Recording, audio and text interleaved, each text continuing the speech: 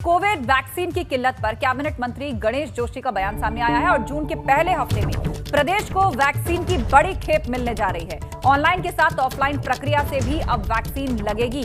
बड़ी खबर, जून के पहले हफ्ते में प्रदेश को मिलेगी वैक्सीन की बड़ी खेप। ऑनलाइन और ऑफलाइन प्रक्रिया से भी वैक्सीन लगेगी लोगों को। 18 प्लस उम्र के लोगों को वैक्सीन लगवाने में कोई दिक्कत नहीं होगी।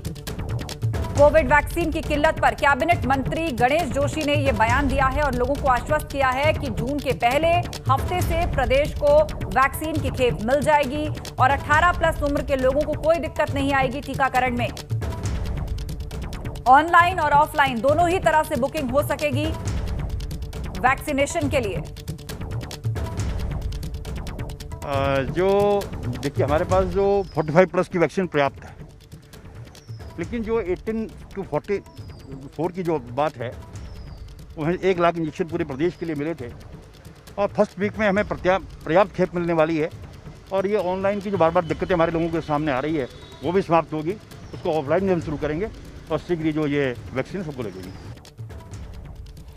तो ऑनलाइन के साथ ऑफलाइन भी ये प्रक्रिया होगी। 18 प्लस लोगों को अब वैक्सीन लगवाने में परेशानी नहीं होगी। कैबिनेट मंत्री गणेश जोशी ने यह बयान दिया है और कहा है कि जून के पहले हफ्ते में उत्तराखंड को वैक्सीन की खेप मिल जाएगी। बड़ी खेप मिलने जा रही है जून के पहले हफ्ते में उत्तराखंड को, और उसके बाद टीकाकरण अभियान में और रफ्तार आएगी। बहुत तेजी से टीकाकरण अभियान जो है वो आगे बढ़ेगा और 18 साल से ऊपर के लोगों को टीकाकरण में कोई परेशानी नहीं होगी। वो ऑनलाइन ऑफलाइन दोनों तरीकों से बुकिंग करा सकेंगे और सबका टीकाकरण किया जाएगा। जून के पहले हफ्ते में प्रदेश को वैक्सीन की बड़ी खेप मिलने जा रही है। उत्तराखंड की बात करें तो यहां पर संक्रमण की जो रफ्तार है वो बीते कुछ दिनों से कम होती दिखाई दे रही है, लेकिन मृत्यु दर अभी कम नहीं हुई है। पर चेन ऑफ ट्रांसमिशन को तोड़ना है तो उसके लिए अहम हथियार है वैक्सीनेशन, जिसमें तेजी आना जरूरी है।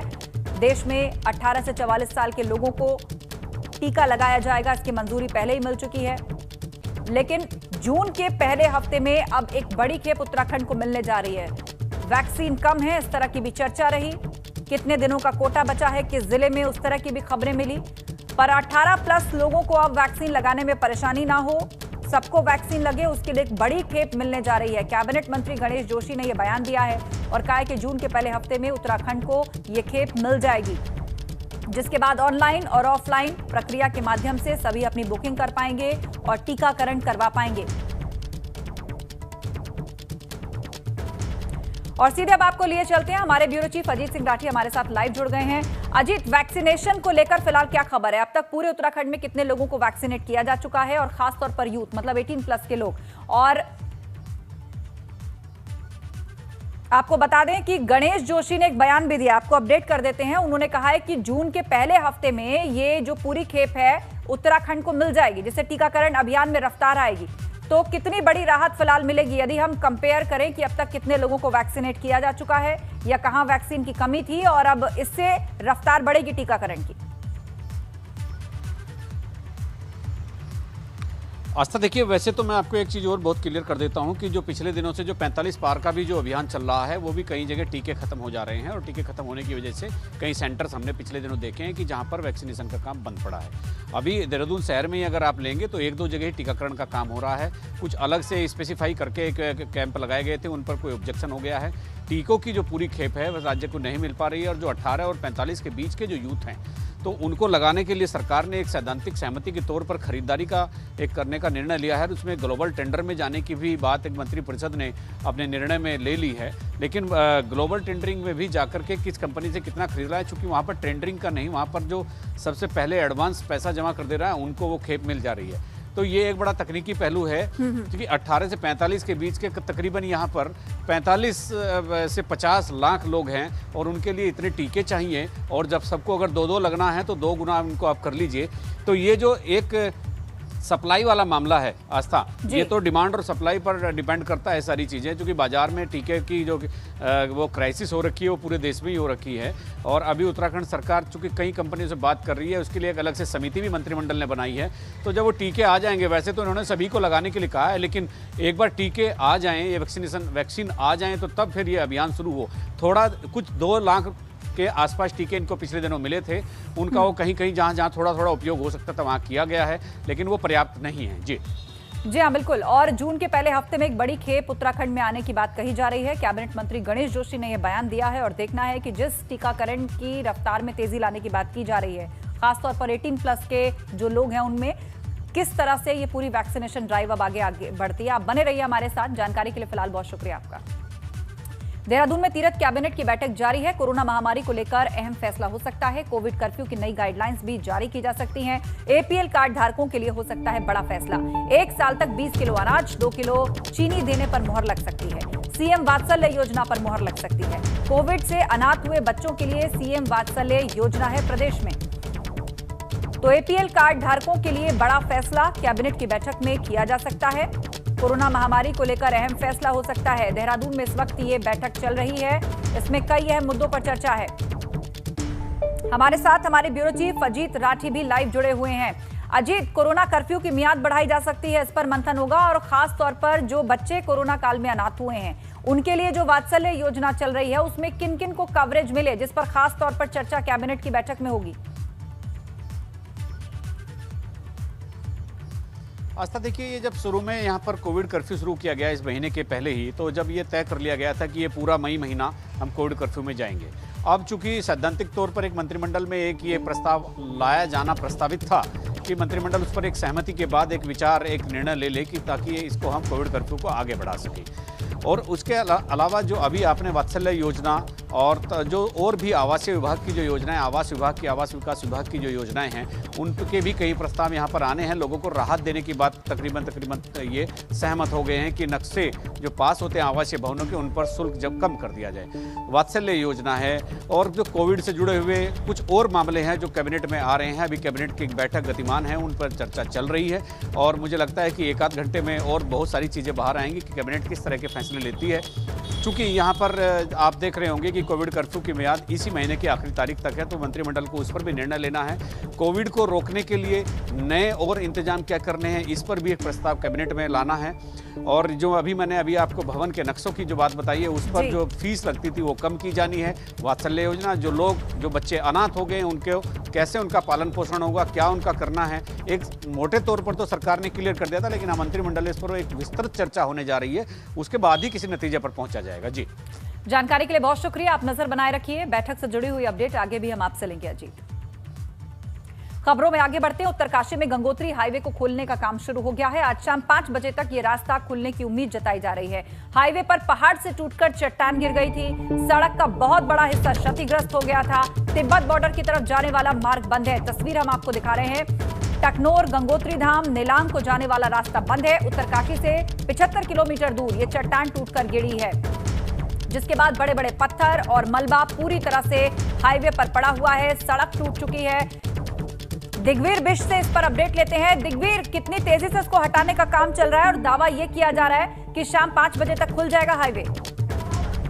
जी आस्था, आपको बता दूं जो कि देर रात को जो मार्ग है श्रीनगर के पास गंगोत्री नेशनल हाईवे पूरी तरह से चट्टान टूटने से जो कि दब चुका है। और जो कि ये बताया जा रहा है कि जो चट्टान जो रोड पे पड़ी है, उसके बाद जो कि रोड भी पे दरार पड़ी हुई है और दरार पड़ने के बाद जो बीआरओ सुबह से ही मौके पे है और बड़े बड़े बोल्डर होने से जो कि मार्ग वो इतना आसान नहीं है खोलना। लेकिन बीआरओ का दावा है कि लगभग शाम के 5 बजे तक मार्ग खोल दिया जाएगा। और आपको बता दूं जो श्रीनगर से आगे जो क्षेत्र पड़ता है, उपला टकनौर पड़ता है और भारत तिब्बत सीमा का क्षेत्र पड़ता है और गंगोत्री धाम पड़ता है, काफी पड़ता है और लगभग एक दर्जन से अधिक गांव हैं। तो उनका जो आवाजाही का जो पूरा मार्ग है पूरी तरह से बंद हो चुका है। अब देखना ही होगा कि बीआरओ इस चट्टान को कितनी देर में खोल पाता है और कितना समय इसमें लगता है। जानकारी के लिए बहुत शुक्रिया। तो बहुत तेजी से इस मलबे को हटाने का काम चल रहा है, जो आप स्क्रीन पर देख रहे हैं। बड़े बड़े पत्थर, मलबा और ये देखिए टूटी हुई सड़क जो क्षतिग्रस्त हो गई है हाईवे की। पीछे गाड़ियां हैं जो खड़ी हुई हैं, उनकी लाइन लगी हुई है और कहा जा रहा है कि 5 बजे तक ये मार्ग खुल जाएगा। उधर प्रदेश भर में चल रहे भाजपा के सेवा ही संगठन कार्यक्रम के तहत बीजापुर गेस्ट हाउस के तहत राहत सामग्री रवाना कर दी गई है। राष्ट्रीय महामंत्री संगठन बीएल संतोष ने खाद्य सामग्री को हरी झंडी दिखाकर रवाना किया है। खाद्यान्न और राहत सामग्री के 10 वाहनों को कई इलाकों के लिए भेजा गया है और इस कार्यक्रम के तहत प्रदेश के हर क्षेत्र में राहत और खाद्य सामग्री पहुंचाई जाएगी। 30 मई को इस कार्यक्रम के तहत गांव में इसी तरह से राहत सामग्री पहुंचेगी।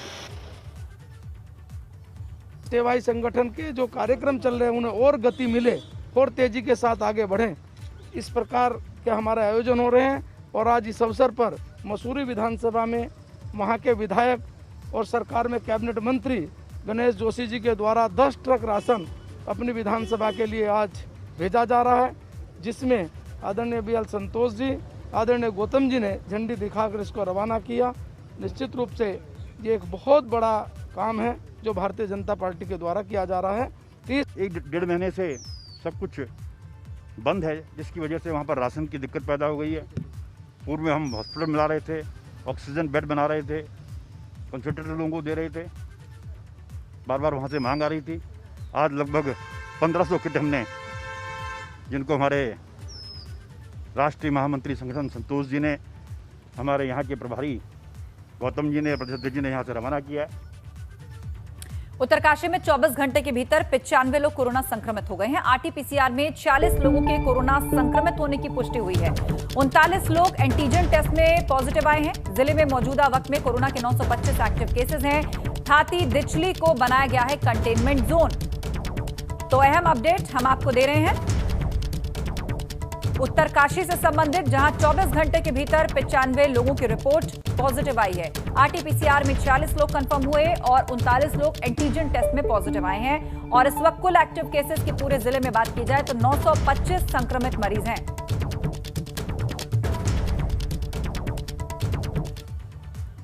उधर देहरादून में आज दोपहर 12 बजे तक राशन की दुकानें और जनरल स्टोर खुले हैं। बाजार खुलते ही लोगों की भीड़ उमड़ पड़ी। देहरादून में राशन की दुकानों के खुलने पर लोग भारी संख्या में बाजारों में दिखाई दिए। हालांकि दुकानों को खोलने के साथ ही जिला और पुलिस प्रशासन को सोशल डिस्टेंसिंग बनाए रखने के लिए निर्देशित किया गया था, लेकिन बाजारों में सोशल डिस्टेंसिंग की धज्जियां उड़ती हुई दिखाई दे रही हैं। उत्तराखंड में 1 जून तक कोरोना कर्फ्यू जारी है, लेकिन अगर आज की बात करें तो 12 बजे तक दुकानों को खोलने का समय दिया गया है। राशन और किराने की दुकानों को खोलने की आज छूट है और ऐसे में इस वक्त अगर बात करें तो देहरादून के हनुमान चौक के करीब इस वक्त मैं हूं, लेकिन अगर आप देखेंगे चारों तरफ तो काफ़ी ज़्यादा भीड़ जो है आज मार्केट में देखने को मिली है। 12 बजे तक दुकानें खुली हैं, लेकिन अगर आप हर रोड पर देखेंगे, क्योंकि बहुत ये भी साथ में अपील की गई थी कि सोशल डिस्टेंसिंग कहीं ना कहीं फेल ना हो, लेकिन वो पूरी तरीके से फेल नज़र आ रही है। जिस तरीके से अगर जो बाज़ारों के हालात हैं, उन हालातों को देखकर ये अंदाज़ा लगाया जा सकता है कि अगर किसी भी तरीके की चूक होती है, क्योंकि मामले जिस तरीके से बढ़े हैं और उसके बाद अगर हम बात करें तो अभी मामलों में जो कमी देखी जा रही है, वो अगर हम बात करें तो मामलों अभी पिछले 24 घंटों में करीब 2000 से भी अधिक मामले उत्तराखंड में आए हैं, 81 मौतें हुई हैं। लेकिन अगर मार्केट की बात करें तो कहीं ना कहीं जो सोशल डिस्टेंसिंग है वो नहीं बन पा रही है और ये भीड़ कहीं ना कहीं ये संकेत देती है कि लोग अभी भी फिर भी अवेयर नहीं हो रहे हैं। हालांकि प्रशासन ने आज 12 बजे तक जो बाजार हैं उनमें राशन और किराने की दुकानों को खोलने की छूट ज़रूर दी हो, लेकिन सीधे तौर पर जिस तरीके से भीड़ आज बाज़ारों में देहरादून में उमड़ी है, ये भीड़ कहीं ना कहीं घातक साबित हो सकती है। तो ऐसे में ज़िला प्रशासन और पुलिस को ये अलर्ट किया गया था कि वो सोशल डिस्टेंसिंग बनाए, लेकिन दुकानों के बाहर तमाम जगहों पर इस तरीके की सोशल डिस्टेंसिंग कहीं नज़र नहीं आ रही है। अपने सहयोगी निशांत चौहान के साथ रवि कैंतुरा, ABP गंगा, देहरादून। उत्तराखंड में कोरोना कर्फ्यू के बीच आज राशन की दुकानों को खोलने की इजाजत दी गई। हफ्ते भर बाद खुली राशन की दुकानों पर सुबह से ही लोगों की भीड़ नजर आई। लोग अपने घर का जरूरी सामान खरीदने के लिए दुकानों पर जमा हो गए। उत्तराखंड में कोरोना कर्फ्यू जारी है, उसके बावजूद सरकार ने लोगों को हल्की राहत दी है। आज जो राशन की दुकानें हैं उनको खोलने की अनुमति दी गई है और मेरे पीछे आप देख रहे हैं कि राशन की दुकान है, होलसेल की दुकान है और यहाँ पर बहुत भारी संख्या में लोग नहीं आए हैं, क्योंकि लोगों को खुद पता है कि अगर उन्हें कोरोना से बचना है तो वो सोशल डिस्टेंसिंग और भीड़ ना लगाएं। उस तरह से आप देख रहे हैं कि दुकान पर बहुत बड़ी संख्या लोगों की नहीं है। उसके बावजूद भी जो लोग हैं वो आ रहे हैं, उनको दुकानदार के माध्यम से ये भी कहा जा रहा है कि आप सोशल डिस्टेंसिंग का पालन कीजिए और मास्क लगाइए। तो दुकानदार हैं वो भी मास्क लगाकर यहाँ खड़े हैं, उनसे हम बातचीत करते हैं। और सब किस तरह की आज भीड़ लग रही है, क्योंकि हफ्ते बाद दुकान खुली है, क्या है? सुबह तो भीड़ थी काफ़ी, पर अब थोड़ी सी राहत है, लोग थोड़े थोड़े करके आ रहे हैं। पर गवर्नमेंट जैसे अगर रोज़ दुकान खोले ना, 2-3 घंटे का समय दे, क्योंकि आवश्यक वस्तु है किराना, तो अगर रोज़ थोड़ा सा 2-3 घंटे का टाइम दे तो लोगों की भीड़ नहीं जुटेगी। हफ्ते में 1 दिन का टाइम मिलता है, लोग एकदम आते हैं, थोड़ा सा प्रेशराइज होते हैं, पैनिक रहते कि घर में राशन खत्म हो गया, 1 हफ्ते का भर लो। अगर रोज़ थोड़ा थोड़ा सा टाइम मिलेगा तो लोगों को राहत मिलेगी इससे। जो लोग अभी आ रहे हैं आपके पास, क्या लग रहा है आपको वो सोशल डिस्टेंसिंग और कोरोना के नियमों का पालन करें, जो गाइडलाइन है वो सब चीज़ें हो रही हैं? पर सर जैसे ये 1 हफ्ते बाद दुकान खुलनी है, थोड़ा सा टाइमिंग है, तो उसमें जब ज़्यादा भीड़ हो जाती है ना, सोशल डिस्टेंसिंग कम हो जाता है। तो आपकी तरफ से भी कहा जा रहा है लोगों को आप ये चीज़ें कीजिए, आपके पास बिल्कुल कोई बिल्कुल पर्याप्त चीज़ें हैं, बिल्कुल सैनिटाइजर वगैरह? बिल्कुल सैनिटाइजर भी है, और जो लोग मास्क पहन के नहीं आते उन्हें मास्क भी देते हैं अपने पास। तो कुल मिलाकर कह सकते हैं कि कोरोना से बचने के लिए जो लोग आ रहे हैं, जो खरीदारी करने आ रहे हैं, उन्हें अगर कोरोना से बचना है तो वो दुकानों पर आएँ, खुद इन चीज़ों का पालन करें, कोरोना का नियमों का पालन करें। दुकानदार के माध्यम से भी कहा जा रहा है कि वो कोरोना के नियमों के तहत ही दुकानों पर खरीदारी करने हैं। इसके अलावा हरिद्वार के अलग अलग जगह की अलग अलग तरह की तस्वीरें हैं। कुछ दुकानों पर भीड़ है, वहाँ पर लोग सोशल डिस्टेंसिंग का पालन नहीं कर रहे हैं, दुकानदार भी उनको प्रेरित नहीं कर रहे हैं। लेकिन कई जगह ऐसी हैं जहाँ पर लोग खुद ही अपनी स्वेच्छा से कोरोना के नियमों का पालन करके यहाँ दुकानों पर खरीदारी करने आ रहे हैं। तो हमारी भी आपसे ये अपील है, अगर आपको कोरोना को हराना है तो आप खरीदारी करने तभी आएँ जहाँ आप कोरोना का नियमों का पालन करें। हरिद्वार से Pankaj Rana, ABP Ganga. Black fungus के मामले उत्तराखंड में लगातार बढ़ रहे हैं। इसे लेकर हरिद्वार के अस्पतालों में अलर्ट है। हरिद्वार में हालांकि ब्लैक फंगस के अभी ज्यादा मामले नहीं हैं, लेकिन फिर भी स्वास्थ्य विभाग की तरफ से पूरी सावधानी बरती जा रही है। सभी अस्पतालों को सतर्क रहने के निर्देश दे दिए गए हैं। नोटिफिकेशन हो गया है उसको, उसका पूरा डाटा सब कुछ हमको ही करने हैं। तो परसों अपने शासन के द्वारा आया है, हमने नोडल भी उसका बनाया हुआ है, और जो भी ब्लैक फंगस इसका आएगा तो उसको हम लोग तत्काल देख रहे हैं। हमारे जिले से भी 6 हैं जो एम्स या जॉलीग्रांट में भर्ती हैं। उधर पिथौरागढ़ में कम नहीं हो रहे कोरोना के केस। अब हर दिन 100 से ज्यादा मामले पिथौरागढ़ में सामने आ रहे हैं। कोरोना की दूसरी लहर में अब तक 76 लोगों की मौत पिथौरागढ़ में हो चुकी है, और जिले में कोरोना के 1481 एक्टिव केसेस मौजूद हैं। पिथौरागढ़ में कोरोना के केस कम नहीं हो रहे हैं। हर दिन 100 से ज्यादा मामले पूरे जिले में सामने आ रहे हैं। दूसरी लहर की बात करें तो उसमें अब तक 76 लोग अपनी जान गंवा चुके हैं, और इस वक्त एक्टिव केसेस की संख्या पिथौरागढ़ के अंदर 1481 है। उधर धारचूला के सामुदायिक स्वास्थ्य केंद्र में एएसएन कोविड पॉजिटिव निकलने से हड़कंप मच गया है। आपको बता दें कि एक हफ्ते पहले एएनएम ने सामुदायिक स्वास्थ्य केंद्र धारचूला में चार्ज लिया था। उसकी जांच ज्वाइनिंग के समय की गई थी, और तब उनकी रिपोर्ट पॉजिटिव आई, जिसके चलते ओपीडी को 2 दिन के लिए बंद कर दिया गया। इमरजेंसी के साथ वैक्सीनेशन हालांकि जारी रहेगा। अगली खबर चमोली से, जहां पथराव के मामले में 10 लोगों पर एफआईआर हुई है। 30 अज्ञात लोगों के खिलाफ भी एफआईआर दर्ज की गई है। अतिक्रमण हटाने गई टीम पर पत्थरबाजी हुई थी।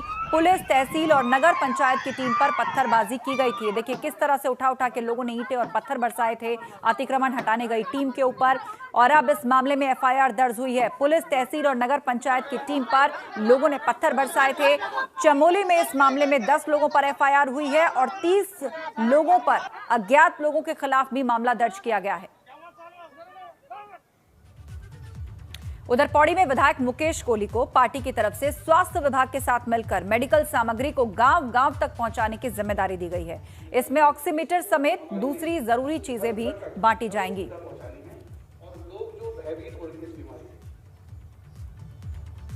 उधर बड़कोट में कर्फ्यू के दौरान भी कुछ लोग शराब की तस्करी कर रहे थे। पुलिस ने 2 युवकों को पुरोला थाने के नौगांव चौकी पर 36 पेटी अंग्रेजी शराब के साथ गिरफ्तार किया। राज्य में शराब की दुकानें कोविड कर्फ्यू के चलते बंद है, लेकिन नौगांव में कुछ लोग शराब की तस्करी कर रहे हैं। शिकायत के बाद पुलिस ने कार्रवाई की है। उधर पिथौरागढ़ के बंगा पानी के बरम में स्वास्थ्य सुविधाओं का आलम यह है कि यहां पर लाखों रुपए की धनराशि से बने अस्पताल में ताले जड़े हुए हैं। हालांकि अस्पताल में स्वास्थ्य सुविधाओं के नाम पर सब कुछ मौजूद है, पर तैनाती के बावजूद अस्पताल में स्टाफ नहीं आता है। 10,000 की आबादी के आसपास के गांव इस अस्पताल के भरोसे हैं, पर स्टाफ के नहीं आने से ग्रामीण प्राइवेट डॉक्टर की शरण में जाने को मजबूर होते हैं। परेशानी तो सबसे पहले यहाँ पे अस्पताल में यही है, बिल्डिंग की मरम्मत की सबसे बड़ी आवश्यकता है। फिर यहाँ पे बेड उपलब्ध होने चाहिए, जिससे दूर के जो पेशेंट्स आते हैं उनको यहाँ पे बेड मिल सके। और नहीं है यहाँ से सीधे, जैसे अगर कोई कोरोना पेशेंट अगर मिलेगा भी यहाँ पे तो उनको सीधे धारचूला या पिथौरागढ़ जाना पड़ता है, वहीं उन्हें ऑक्सीजन मिल पाएगी, वहीं उन्हें बेड मिल पाएगी। और इसी के साथ इस वक्त के बुलेटिन में बस इतना ही, लेकिन खबरों का सिलसिला जारी है। आप जुड़े रहिए हमारे साथ।